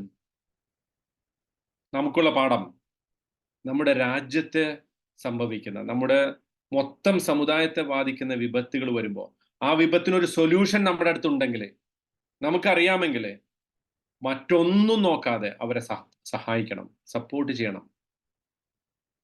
Yusuf അലൈഹി സ്വലാം ചെയ്തത് അതാണ്. അപ്പൊ പിന്നെ നിങ്ങൾ പിന്നെ പൂജിക്കുന്നത് രാമനെയാണോ ശിവനെയാണോ മറ്റൊന്നും പറയണ്ട, അതൊക്കെ പോട്ടെ, അതൊക്കെ പറഞ്ഞോട്ടെ, അല്ലെങ്കിൽ മറ്റോ മുസ്ലിങ്ങളെ കുറിച്ച് പറഞ്ഞോട്ടെ, എത്ര വേണമെങ്കിലും പറഞ്ഞോട്ടെ, അതൊക്കെ അവിടെ മാറ്റി വെക്കാം. നമ്മൾ രംഗത്തിറങ്ങും. ഒരു വെള്ളപ്പൊക്കം വരുമ്പോ വഞ്ചി എടുത്ത് ഇറങ്ങുക, ആളുകളെ സപ്പോർട്ട് ചെയ്യാൻ. അവിടെ ആളുകളോട് ദഅവത്ത് നടത്താൻ നിൽക്കരുത്. തിരിച്ചു പോലും എന്നാ പിന്നെ തിരിച്ച് വള്ളത്തിൽ കയറ്റിക്കൊണ്ടുവരുമെങ്കിലും അള്ളാഹിനെ കുറിച്ച് പറയണ്ട. അവിടെ മനുഷ്യർക്ക് പ്രധാനം അവരുടെ ജീവനാണ്. അതിന് എന്റെ അർത്ഥം കിട്ടിയ ഒരു അവസരം ഉണ്ടെങ്കിൽ പറയണ്ടെന്നൊന്നുമില്ല കേട്ടോ, അങ്ങനെയൊന്നും പറഞ്ഞാൽ അർത്ഥമില്ല. മറിച്ച് പ്രിയോറിറ്റി എന്തിനാ? To save people. So don't waste time preaching while you are in an emergency. അതുകൂടി ഇതിന്ന് ലഭിക്കുന്ന പാഠമാണ്. ഇത്ര മനോഹരമായിട്ടാണ് ഖുർആൻ അത് പറയുന്നത്. അതായത് അവിടെ നമുക്ക് കൺസേൺ മനുഷ്യൻ, ഹ്യൂമാനിറ്റിയാണ് concern. Humanity, when humanity is in danger, don't waste your time preaching. മനുഷ്യർ അപകടത്തിലാവുമ്പോൾ മറ്റൊന്നും പ്രധാനമല്ല, അവരെ രക്ഷിക്കുക എന്നുള്ളതാണ് പ്രധാനം. അതാണ് യൂസുഫ് അലൈഹി സ്വലാം ഇവിടെ ചെയ്യുന്നത്. പിന്നെ അദ്ദേഹം പറയുന്നത് എന്താ? തസ്റഊന സബ്അ സിനീൻ. സലാത്തിനെ കുറിച്ചോ ഇസ്തിഗ്ഫാറിനെ കുറിച്ചോ, നിങ്ങൾ എല്ലാവരും പശ്ചാത്തപിച്ച് മടങ്ങണോട്ടോ, പശ്ചാത്തപിക്കാത്തതുകൊണ്ടാണ് വെള്ളപ്പൊക്കം ഉണ്ടായത്, ഇതൊന്നും അല്ല പറയുന്നത്. ഇസ്തിഗ്ഫാർ ചെയ്യാത്തതുകൊണ്ടാണ് വെള്ളപ്പൊക്കം ഉണ്ടായത്, അതൊന്നും പറയുന്നില്ല. മറിച്ച് എന്താ പറയുന്നത്? തസ്റഊന. അതും വളരെ ഇൻട്രസ്റ്റിംഗ് ടോക്കാണ്. നിങ്ങൾ കൊയ്യാൻ പോകുന്നു, അല്ലെങ്കിൽ നിങ്ങൾ വിതയ്ക്കാൻ പോകുന്നു. അടുത്ത 7 വർഷം നിങ്ങൾ വിതയ്ക്കാൻ പോകുന്നു. തസ്റഊന, സിറാ എന്ന് പറഞ്ഞാൽ എന്താ? കൃഷി അല്ല. കർഷകൻ എന്താ പറയാ അറബിയില്? കർഷകന്, ഫാർമർ, മുസാരി കേട്ടാ. ഫല്ലാഹ് എന്നും പറയും, മുസാരി ആണ് കോമൺ വേർഡ്. അതാണ് തസ്റഊന, നിങ്ങൾ നടണം. സബ്അ സിനീന, 7 വർഷം നിങ്ങൾ നടണം. ദഅബൻ എന്ന് പറഞ്ഞാൽ റെലന്റ്ലെസ്ലി, കണ്ടിന്യൂസ്ലി, വിത്തൗട്ട് എനി ബ്രേക്ക് നിങ്ങൾ നടണം. 7 വർഷം തുടർച്ചയായിട്ട് നടണം. ഫമാ ഹസത്തും, ഹസദ എന്ന് പറഞ്ഞാൽ നിങ്ങൾ കൊയ്തെടുക്കുന്നത്. ഹസദ എന്ന് പറഞ്ഞാൽ കൊയ്തെടുക്കുക, വാട്ട് യു റീപ്പ്, നിങ്ങൾ കൊയ്തെടുക്കുന്നത്. ഫദറൂഹു, അത് നിങ്ങൾ ഉപേക്ഷിക്കണം. ഫി സുംബുലിഹി, അതിന്റെ കതിർക്കുലയിൽ. സുംബുലാത്ത് നമ്മൾ പഠിച്ചില്ലേ നേരത്തെ, അതന്നെ സുംബുൽ. നിങ്ങൾ കൊയ്തെടുക്കുന്നത് അത് മെതിക്കാതെ, അത് അൺപാക്ക് ചെയ്യാതെ നിങ്ങൾ എന്ത് ചെയ്യണം? അത് അതിന്റെ കതിർക്കുലയിൽ തന്നെ ഉപേക്ഷിക്കണം. ഇല്ലാ ഖലീലം മിമ്മാ തഅകുലൂൻ, തിന്നാൻ വേണ്ടിയിട്ട്, ഭക്ഷിക്കാൻ വേണ്ടിയിട്ട് കുറച്ച് എടുക്കുന്നത് ഒഴിച്ച് ബാക്കിയെല്ലാം അതിന്റെ കുലകളിൽ തന്നെ ഉപേക്ഷിക്കണം. ക്ലിയർ ആണോ? പറയണ ശരിക്കും പറയണ്ട എങ്ങനെയാ? ശരിക്കും പറയണ്ട, ഒരു സ്വപ്ന വ്യാഖ്യാനത്തെ കുറിച്ച് ചോദിക്കല്ലേ യൂസുഫ് അലൈഹി സ്വലാം പറയേണ്ടത്, ദിസ് ഈസ് ദ ഇന്റർപ്രിട്ടേഷൻ, ഇതാണ് ഞാൻ പറയാൻ പോകുന്ന ഇന്റർപ്രിട്ടേഷൻ.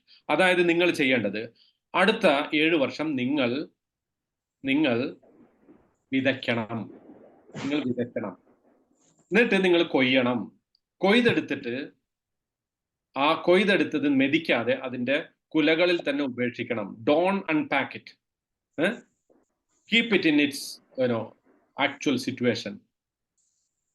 അങ്ങനെയാണ് പറയേണ്ടത്. പക്ഷെ അങ്ങനെ പറയാതെ അദ്ദേഹം പറയാണ്, നിങ്ങൾ കൊയ്യുന്നു അല്ലെങ്കിൽ നിങ്ങൾ വിതയ്ക്കുന്നു.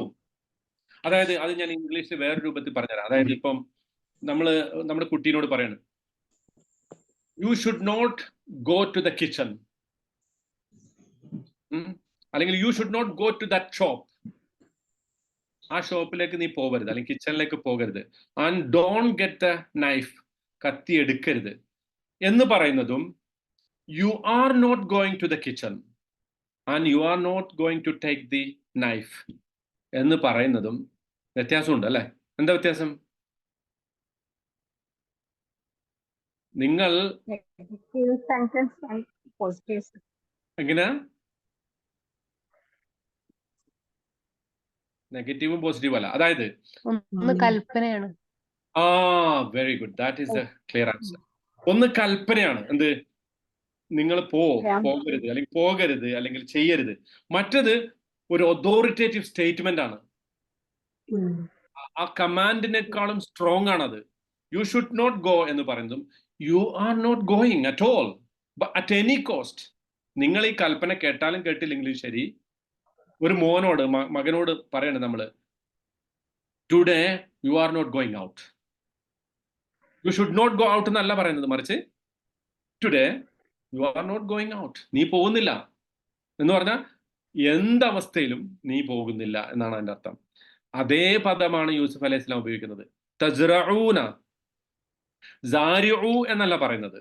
നിങ്ങൾ കൃഷി ചെയ്യണം എന്നല്ല പറയുന്നത്. തസ്റഊന, നിങ്ങൾ കൃഷി ചെയ്തേ പറ്റൂ. കൃഷി ചെയ്തുകൊണ്ടിരിക്കണം, ചെയ്തുകൊണ്ടിരിക്കുന്നു. സബഅ സിനീൻ, 7 വർഷം നിങ്ങൾ കൃഷി ചെയ്യണം. ദഅബൻ, വിത്തൗട്ട് എനി ബ്രേക്ക്. ദഅബൻ എന്ന് പറഞ്ഞാൽ അതാണ്, one after the other, one after the other. ഒരാൾ വരിക, കൃഷി ചെയ്യുക, അയാൾ ക്ഷീണിക്കുമ്പോൾ അയാൾ പോവുക, അടുത്ത ആൾ വരിക, ഒരു പാടം കൊയ്യ, വീണ്ടും അടുത്ത കൃഷി ഇറക്കാം. 7 വർഷം തുടർച്ചയായിട്ട് ഒരു ബ്രേക്കും ഇല്ലാതെ relentlessly you are going to plant the seeds. പിന്നെ പറയുന്നതോ ഫമാ ഹസത്തും ഫദറൂഹു ഫീ സുംബുലിഹി, നിങ്ങൾ കൊയ്തെടുക്കുന്നത് അതിന്റെ കതിർക്കുലയിൽ തന്നെ അവശേഷിപ്പിക്കണം. നെല്ലാണെന്ന് വിചാരിച്ചോ, അല്ലെങ്കിൽ ഗോതമ്പാണെന്ന് വിചാരിച്ചോ, ആ കൊയ്തെടുക്കുന്ന ആ ഹേ ഉണ്ടല്ലോ, ആ വൈക്കോല്, അത് മെതിച്ച് അതിന്റെ വിത്ത് ഇങ്ങോട്ട് എടുക്കരുത്, നെല്ലിങ്ങോട്ട് എടുക്കരുത്, മറിച്ച് അത് അതിൽ തന്നെ വച്ചേക്കണം. എന്തിനാ അത് കുറേശ്ശെ എടുക്കാൻ വേണ്ടിയിട്ട്, അതിന്റെ ഫ്രഷ്നെസ് പോകാതിരിക്കാൻ വേണ്ടി. അപ്പൊ 7 വർഷം കൊയ്തെടുക്കുന്നത് അങ്ങനെ തന്നെ വച്ചേക്കണം. ഇല്ല ഖലീലം മിമ്മാ തഅകുലൂൻ, only a little bit you can eat. വളരെ കുറച്ച് മാത്രം ഭക്ഷിക്കാൻ വേണ്ടി, വളരെ കുറച്ച് മാത്രം എടുക്കണം എന്ന് പറഞ്ഞാൽ ഒരു വളരെ കൺസർവേറ്റീവ് ആയിട്ടുള്ള ഇക്കോണമിക് പോളിസി യൂസുഫ് അലൈഹി സ്വലാം അവർക്ക് പഠിപ്പിച്ചു കൊടുക്കുകയാണ്. ആ കൺസർവേറ്റീവ് പോളിസി എന്താ? You should conserve. നിങ്ങൾ എന്ത് ചെയ്യണം? പറ്റുന്നത്ര സമ്പാദിക്കണം, പറ്റുന്നത്ര ഈ ഒരു 7 വർഷം സമ്പാദിച്ചു വെക്കണം. എത്രയോ കൃഷി നിങ്ങൾക്ക് ചെയ്യാൻ പറ്റുമോ അത്രയും ചെയ്യണം, എത്രയോ കൊയ്തെടുക്കാൻ പറ്റുമോ അതൊക്കെ കൊയ്തെടുക്കണം. എന്നിട്ട് അതെന്ത് ചെയ്യണം? ആ കൊയ്തെടുക്കുന്ന സംഗതികൾ, നെല്ലാണെങ്കിൽ നെല്ല്, ഗോതമ്പാണെങ്കിൽ ഗോതമ്പ്, അത് അതിന്റെ കതിർക്കുലകളിൽ തന്നെ അവശേഷിപ്പിച്ചേക്കണം. കുറച്ച് തിന്നാൻ വേണ്ടി ഒരു കുറച്ച് മാത്രം നിങ്ങൾ ഭക്ഷിക്കാൻ വേണ്ടി എടുക്കണം. മനസ്സിലായോ? എന്നിട്ട് പറയണ എന്താ? പിന്നെ പറയണ് കാല സുമ്മ യഅതി മിൻ ബഅദി ദാലിക, അതിനുശേഷം വരും സബ്ഉൻ ഷിദാദ്, 7 കഠിനമായ വർഷങ്ങൾ വരാനിരിക്കുന്നു. ഫാമിൻ, ക്ഷാമത്തിന്റെ 7 വർഷങ്ങൾ. യഅകുൽന, ആ വർഷങ്ങൾ ഭക്ഷിക്കും. ശ്രദ്ധിച്ചോടാ പദം, തഅകുലൂന എന്നല്ല പറഞ്ഞത്, മറിച്ച് യഅകുൽന, ആ വർഷങ്ങൾ ഭക്ഷിക്കും. മാ ഖദ്ദംതും ലഹുന്ന, ആ വർഷങ്ങളിലേക്ക് വേണ്ടി നിങ്ങൾ ശേഖരിച്ചു വച്ചത്, നിങ്ങൾ സമ്പാദിച്ചു വച്ചത് ആ വർഷങ്ങൾ ഭക്ഷിക്കും. ഇല്ലാ ഖലീലം മിമ്മാ തുഹ്സിനൂൻ, ഒരു വളരെ കുറഞ്ഞ സംഗതികൾ നിങ്ങൾ പ്രിസർവ് ചെയ്യാൻ വേണ്ടി വെച്ചിട്ടുള്ളത് ഒഴിച്ച് ബാക്കിയെല്ലാം ആ വർഷങ്ങൾ തന്നെ ഭക്ഷിച്ചെടുക്കും. അത് നമ്മൾ പറയാറില്ലേ, കഴിഞ്ഞ വർഷം എനിക്ക് വളരെ മോശമായിരുന്നു, ആ കഴിഞ്ഞ വർഷം എൻ്റെ പണം മുഴുവൻ ആ വർഷം കൊണ്ടുപോയി, അല്ലെ? Last year was very bad for me because it ate up all my money. ഇംഗ്ലീഷിലൊക്കെ അങ്ങനെ പറയും, മലയാളത്തിൽ നമ്മൾ പറയും കഴിഞ്ഞ വർഷം എനിക്ക് വളരെ. വർഷമാണോ മോശമായത്? വർഷമെല്ലാം എപ്പോഴും ഒന്ന് തന്നെയല്ലേ? വർഷം എപ്പോഴും ഒന്നല്ലേ? അല്ലെങ്കിൽ ഈ വർഷം എനിക്ക് നന്നായിരുന്നു, ഈ ആഴ്ച എനിക്ക് നന്നായിരുന്നു, കഴിഞ്ഞ ആഴ്ച എനിക്ക് മോശമായിരുന്നു. ആഴ്ചകൾക്ക് വല്ല പ്രശ്നമുണ്ടോ? എല്ലാ തിങ്കളാഴ്ച ഒരേപോലെ അല്ലേ? എല്ലാ സൺഡേ ഒരുപോലെ. പക്ഷെ നമുക്കാണ് പ്രശ്നം, അല്ലെ?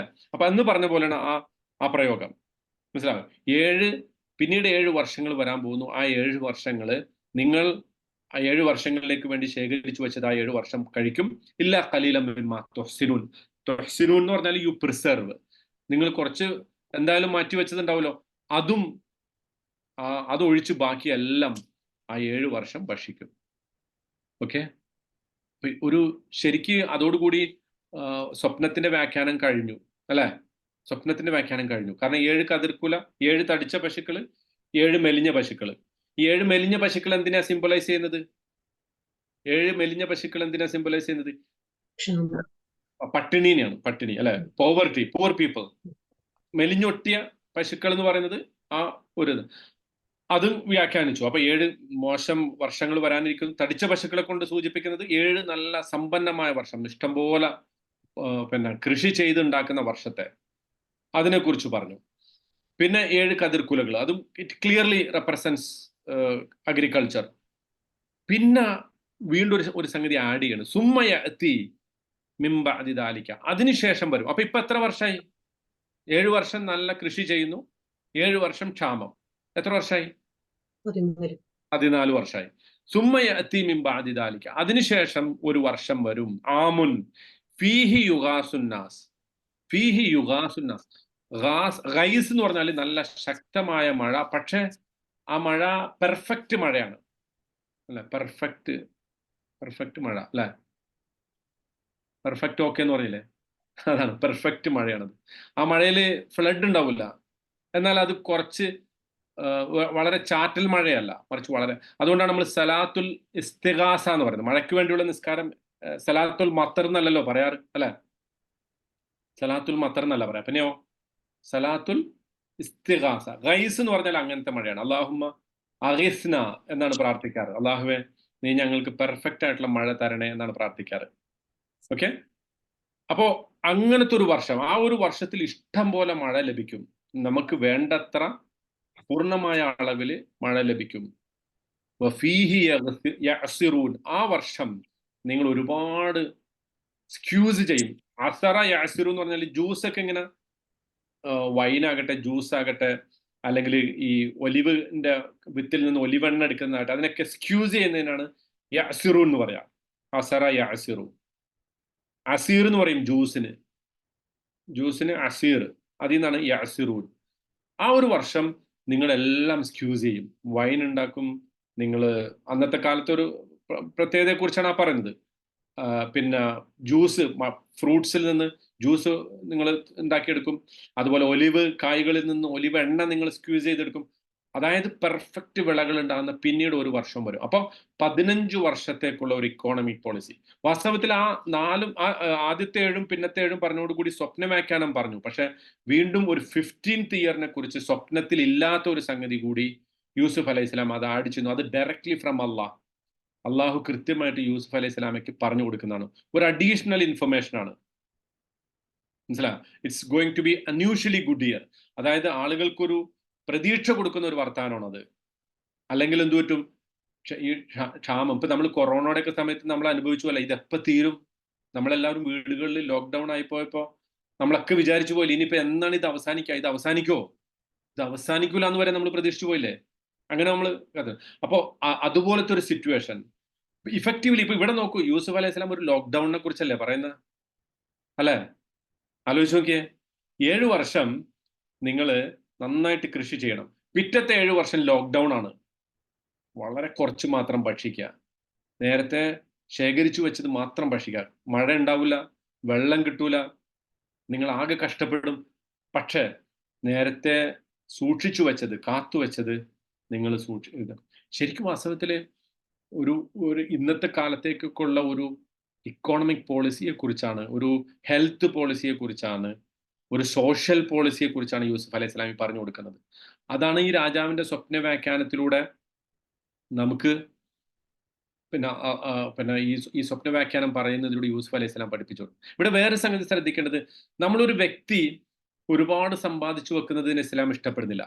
സകാത്ത് കൊടുത്താൽ നമുക്ക് സമ്പാദിക്കാം, അത് ഓക്കെ. പക്ഷെ ഇങ്ങനെ കൂമ്പാരമായി വെക്കുക അല്ലെ, അയാളുടെ തലമുറക്കും അടുത്ത തലമുറക്കും 100 തലമുറക്കും കഴിയാനുള്ളതൊക്കെ ഒരാൾ വ്യക്തിപരമായിട്ട് സമ്പാദിച്ചു വെക്കുന്നതിനെ ഇസ്ലാം പ്രോത്സാഹിപ്പിക്കുന്നില്ല. മറിച്ച് നിങ്ങളത് ചെലവഴിക്കണമെന്നാണ് ഇസ്ലാം ആവശ്യപ്പെടുന്നത് അല്ലെ? പക്ഷെ ഒരു നേഷൻ, ഒരു രാജ്യത്തിന്റെ വിഷയം വരുമ്പോൾ രാജ്യം പരമാവധി ഇതുപോലെ ശേഖരിച്ചു വെക്കണമെന്നാ പറയാ. കാരണം അവിടുത്തെ പാവപ്പെട്ട ജനങ്ങൾക്ക് പിന്നെ വരാനുള്ള ഒരു എമർജൻസിക്ക്. കാരണം ആളുകൾ മരിച്ചു പോകും, രാഷ്ട്രങ്ങൾ അന്ത്യനാൾ വരെ നിലനിൽക്കുമല്ലോ. അപ്പോൾ ഒരു സമൂഹത്തെക്കുറിച്ച് പറയുമ്പോൾ ഈ സമ്പാദിക്കുന്നതിനെ കുറിച്ചും ശേഖരിച്ചു വെക്കുന്നതിനെ കുറിച്ചും ഖുർആൻ കൊടുക്കുന്ന ഒരു പോളിസി കൂടിയാണ്, ഒരു എക്കോണമിക് പോളിസി കൂടിയാണ് ഇത് എന്ന് നമ്മൾ മനസ്സിലാക്കും. ഒരു റെസ്പോൺസിബിൾ ഇക്കോണമിക് പോളിസി. അതാണ് വാസ്തവത്തിൽ യൂസുഫ് അലൈഹിസ്സലാം പറഞ്ഞു കൊടുക്കുന്നത് കേട്ടാ. ഇനി വേറെ ശ്രദ്ധിക്കൂ, ഇത് കഴിഞ്ഞു, സ്വപ്ന വ്യാഖ്യാനം കഴിഞ്ഞു. യൂസുഫ് അലൈഹിസ്സലാം വേറെ ഒന്നും പറയുന്നില്ല. അവിടെ പോലും യൂസുഫ് അലൈഹിസ്സലാം പറയുന്നില്ല. എന്ത് പറയുന്നില്ല? നീ ഇനിയെങ്കിലും നീ എൻ്റെ പേര് പറയണം നിന്റെ രാജാവിൻ്റെ അടുത്ത്. അങ്ങനെ പറയുന്നുണ്ടോ യൂസുഫ് അലൈഹിസ്സലാം? ഇല്ല. ഇനി അടുത്ത ആയത്ത് നേരെ രാജാവിൻ്റെ അടുത്ത് പോയിട്ട് ഇയാളിത് പറഞ്ഞു കൊടുക്കുന്നതും രാജാവിന്റെ റെസ്പോൺസ് ആണ് അടുത്ത ആയത്ത്. നമ്മൾ അടുത്ത ക്ലാസ്സിൽ എടുക്കാൻ പോകുന്നത് അതാണ്. അപ്പൊ യൂസുഫ് അലൈഹിസ്സലാം എന്തുകൊണ്ട് രണ്ടാമത് ഈ മനുഷ്യനോട് സഹായം അഭ്യർത്ഥിച്ചില്ല? അതിൽ 2 പോയിന്റ് ഉണ്ട്. നമ്മൾ ആളുകളോട് സഹായം അഭ്യർത്ഥിക്കുമ്പോൾ അതിലും നമ്മളൊരു മിതത്വം പാലിക്കണം. ഒരുപാട് വല്ലാതെ കെഞ്ചി ആളുകളോട് സഹായം അഭ്യർത്ഥിക്കരുത്. ഒരിക്കൽ പറയാം, വേണമെങ്കിൽ രണ്ടാമതും പറയാം, ഒക്കെ പറയാം. പക്ഷെ നമ്മുടെ ഒരു മാന്യത വിട്ടിട്ട് നമ്മൾ ആളുകളോട് അപേക്ഷിക്കരുത്. ഒന്നത്. 2, നമ്മൾ ചെയ്തിട്ടുള്ള സഹായം ജെനുവിൻ ആണെങ്കിൽ നമ്മുടെ എക്സലൻസ് അത് നമുക്ക് നമ്മൾ ഉദ്ദേശിക്കുന്ന സഹായം എത്തിച്ചു തരും.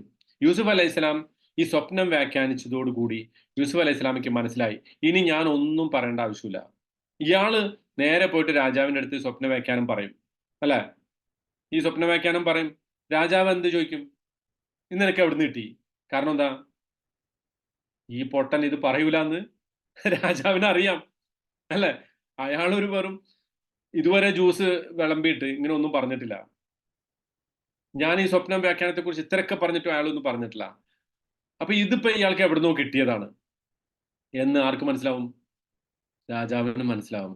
അപ്പൊ രാജാവ് സ്വാഭാവികമായി എന്നെ വിളിപ്പിക്കും. അപ്പൊ എനിക്ക് എൻ്റെ കേസ് സമർപ്പിക്കാം. ഇതാർക്ക് മനസ്സിലായി?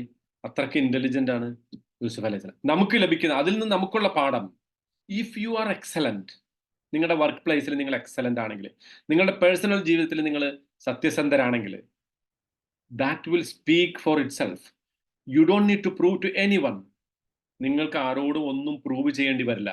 നമ്മൾ നമ്മുടെ പ്രവർത്തനങ്ങളിൽ ആത്മാർത്ഥത കാണിക്കുക, എക്സലൻസ് കാണിക്കുക, നന്മ കാണിക്കുക, പെർഫെക്റ്റ് ആയിട്ട് ചെയ്യുക, എല്ലാം പെർഫെക്റ്റ് ആയിരിക്കുക നമ്മുടെ ജീവിതത്തിൽ. എങ്കിൽ it will speak volumes and then Allah will help us.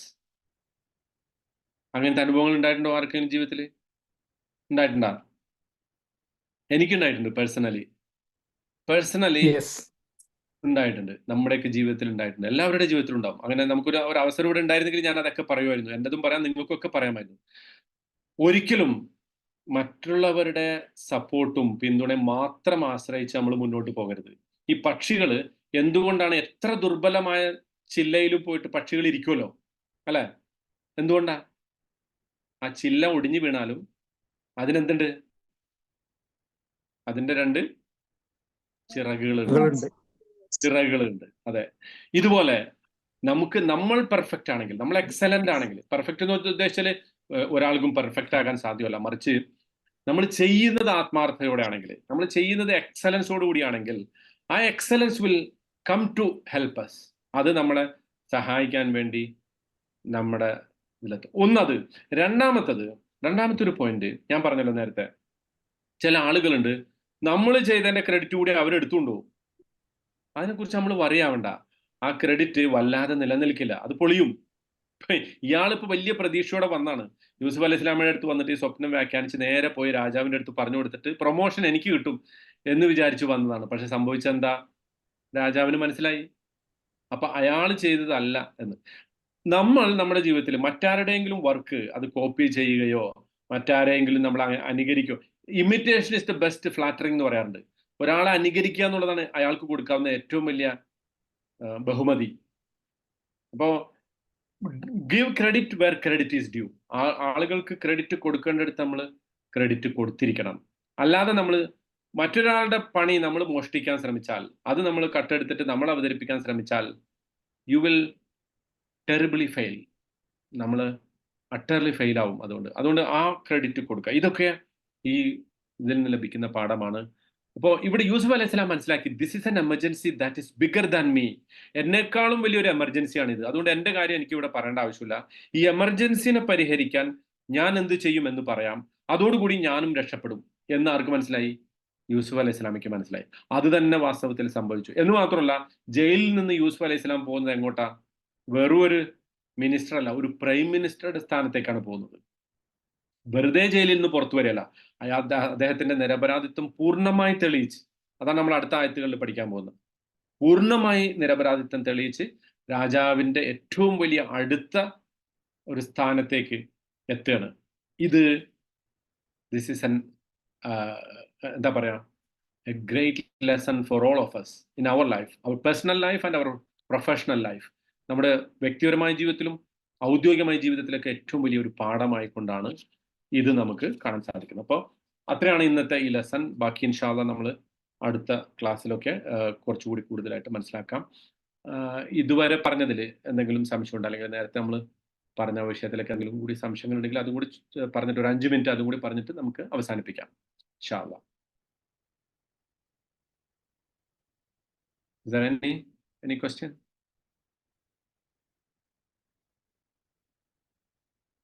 Okay, ഇല്ലെങ്കിൽ ഇനി ഗ്രൂപ്പിലോ പേഴ്സണലായിട്ടോ ഒക്കെ ചോദിക്കാം. അള്ളാഹു സുബ്ഹാനഹു തആല വിശുദ്ധ ഖുർആൻ യഥാർത്ഥ രൂപത്തിൽ മനസ്സിലാക്കുകയും അതിൽ നിന്ന് പാഠം ഉൾക്കൊള്ളുകയും അത് ജീവിതത്തിൽ പകർത്തുകയും ചെയ്യുന്ന ആളുകളുടെ കൂട്ടത്തിൽ നമ്മെ ഉൾപ്പെടുത്തി അനുഗ്രഹിക്കുമാറാകട്ടെ. നമ്മിൽ നിന്ന് വന്നു പോകുന്ന വീഴ്ചകൾ അള്ളാഹു പുറത്തു മാപ്പാക്കി തരുമാറാകട്ടെ. ഈ കഴിഞ്ഞ റമദാൻ നമ്മിൽ നിന്ന് അള്ളാഹു സ്വീകരിക്കുമാറാകട്ടെ. റമദാനിൽ നമ്മൾ അനുഷ്ഠിച്ച എല്ലാ ആരാധനാ കർമ്മങ്ങളും അള്ളാഹു സ്വീകരിക്കുമാറാകട്ടെ. തുടർന്നും അള്ളാഹുവിന്റെ മാർഗത്തിൽ ഉറച്ചു നിൽക്കാനും അവന്റെ വജ്ഹ് ഉദ്ദേശിച്ചുകൊണ്ട്, അവന്റെ തൃപ്തി ഉദ്ദേശിച്ചുകൊണ്ട് സൽക്കർമ്മങ്ങൾ അനുഷ്ഠിക്കാനും അള്ളാഹു സുബ്ഹാനഹു തആല നമുക്ക് എല്ലാവർക്കും തൗഫീഖ് നൽകി അനുഗ്രഹിക്കുമാറാകട്ടെ. ഇവിടെ ഇങ്ങനെ ഒരുമിച്ച് കൂട്ടിയതുപോലെ നാളെ അള്ളാഹുവിന്റെ വിശാലമായ സ്വർഗത്തിലും അവൻ നമ്മെ ഒരുമിച്ച് കൂട്ടുമാറാകട്ടെ. നമ്മിൽ നിന്ന് പ്രയാസങ്ങൾ അനുഭവിക്കുന്ന എല്ലാവരുടെ പ്രയാസങ്ങളും അള്ളാഹു ദൂരീകരിച്ചു തരുമാറാകട്ടെ. മരിച്ചുപോയവർക്ക് അള്ളാഹു മഗ്ഫിറത്തും മർഹമത്തും നൽകി അനുഗ്രഹിക്കുമാറാകട്ടെ. اللهم اجعل القرآن العظيم ربيع قلوبنا ونور صدورنا وجلاء همنا وذهاب أحزاننا وهمومنا. اللهم علمنا منه ما جهلنا وذكرنا منه ما نسينا. اللهم ارزقنا تلاوته آناء الليل وأطراف النهار على الوجه الذي يرضيك عنا. اللهم آنس بالقرآن وحشتنا في القبور. اللهم اجعل القرآن العظيم شفيعا لنا يوم القيامة. اللهم ربنا تقبل منا صلاتنا وصيامنا وقيامنا وركوعنا وسجودنا وسائر أعمالنا. اللهم تقبل أعمالنا واستجب دعوتنا. اللهم اجعل جمعنا هذا جمعا مرحوما واجعل تفرقنا من بعده تفرقا معصوما. اللهم لا تجعل فينا ولا معنا شقيا ولا محروما. ربنا آتنا في الدنيا حسنة وفي الآخرة حسنة وقنا عذاب النار. آمين برحمتك يا أرحم الراحمين. سبحان ربك رب العزة عما يصفون وسلام على المرسلين والحمد لله رب العالمين.